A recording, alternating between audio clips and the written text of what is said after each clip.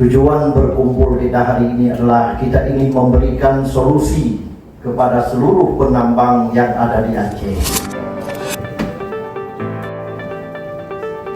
Wakil Gubernur Aceh, Bapak Fadil Mahmud. Puji syukur kehadiran Allah SWT.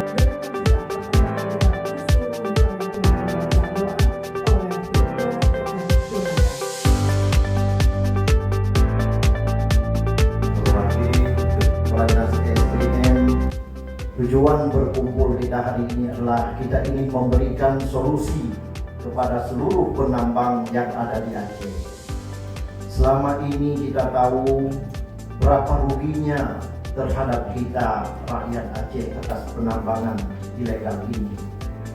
Kawan-kawan yang penambang, kami ini bukan untuk menyulitkan saudara-saudara semua, tetapi yang kita lakukan ini adalah mempermudah untuk ke depan dan masa depan anak cucu kita biar terjaga semua.